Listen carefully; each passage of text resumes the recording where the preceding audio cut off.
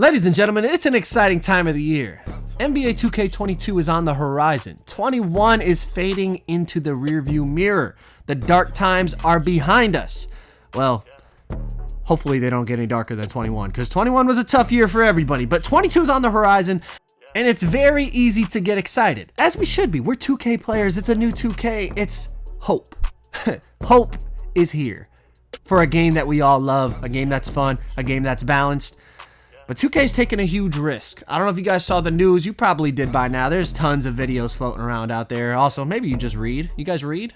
Do people still read? Somebody in the comments, let me know if you guys read. But you guys probably saw. They are separating current gen and next gen again, right?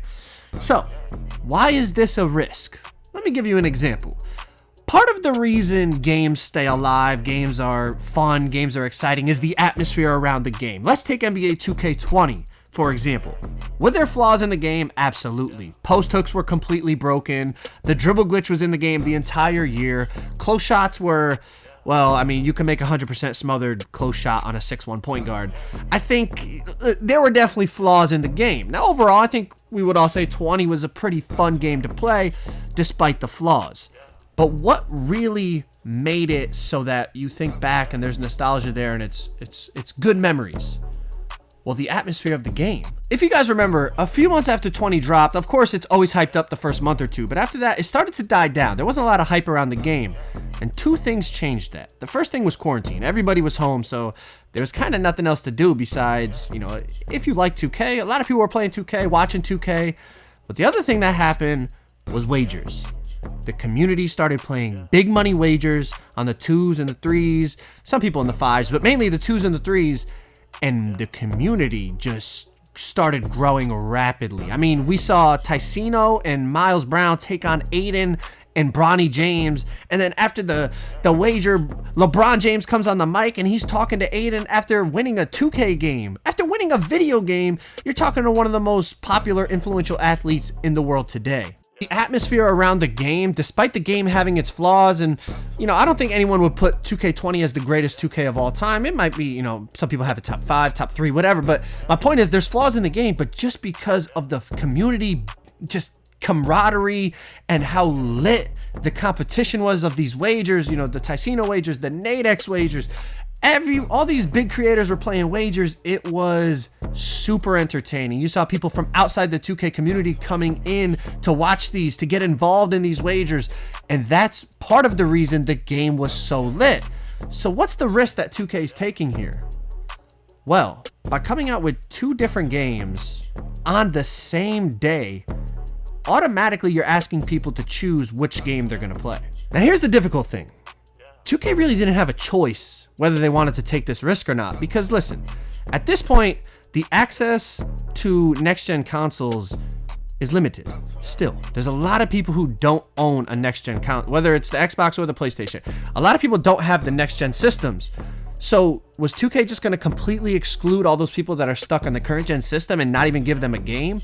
Of course not. I mean, I don't even think that's fair for them to do at this point, because to force someone to go buy a system that they can't even at this point get access to, that's pretty messed up. So 2K, I'm not blaming them, because they don't have a choice, is what I'm saying. They have to do it this way, but it is a big risk. Now, we've already seen the negative effects it can have during 2K21. Obviously, there's 2 games, current gen, next gen. The community was split, and it affected what I just talked about, the atmosphere of the game, the litness, the aliveness of the 2K community. And as I already pointed out, it matters. We think back to 2K20, and we don't remember the flaws in the game for the most part. We have nostalgia for the crazy wagers we saw, the crazy matchups we saw, the crazy videos people were dropping. And of course, there's gonna be people in the comments saying, well, you're a content creator, of course you want the game to be lit, because of course I do, but it also affects just how we view the game of 2K, how enjoyable the game is. You watch a Ticino wager back in 2K20, what does it make you want to do? It makes you want to get on the game and go hoop. It matters, bro. I'm telling you guys, it matters. You can feel the atmosphere of a game. Think about Fortnite at its peak. You're watching Nick Merckx, you're watching Ninja, you're watching those guys play Fortnite. I sucked at Fortnite.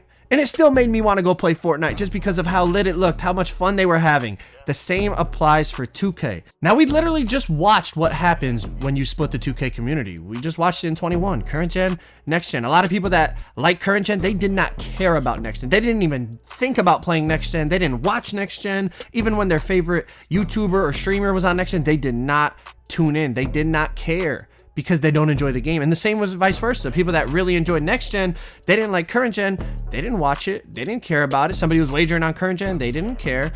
It divided the community, cut viewership, and instantly some of the matchups this year we saw that would have been beyond hyped up in 2K20, you barely even heard about it in 2K21. Why is that? Why do you guys think that?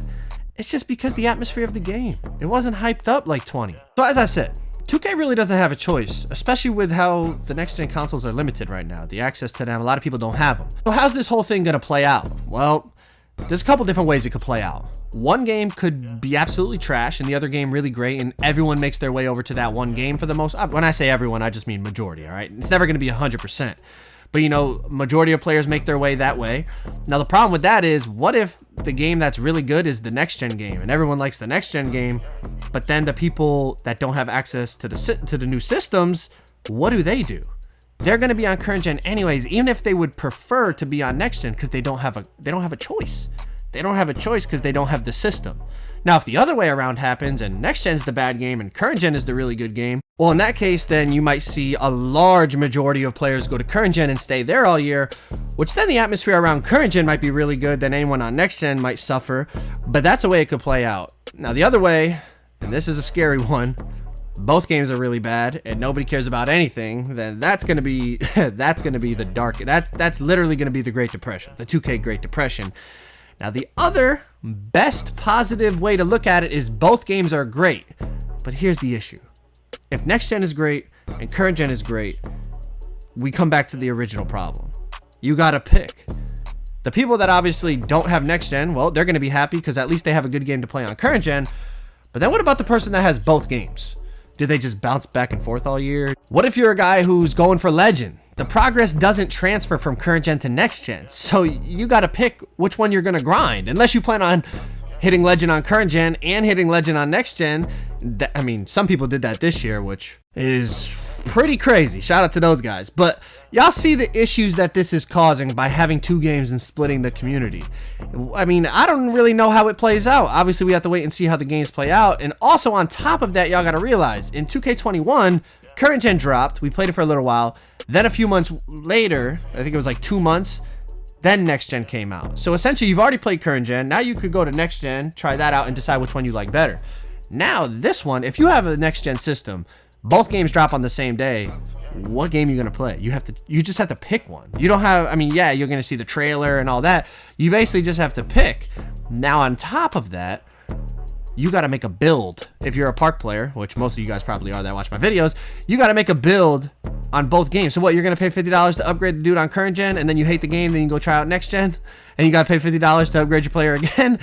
It's just a whole bunch of different scenarios, man, that I just see, man. It just looks risky. It could drive some people away. Will it? I hope not. Obviously, I hope 22 is a great game and everyone loves it and the community's lit and it's just crazy.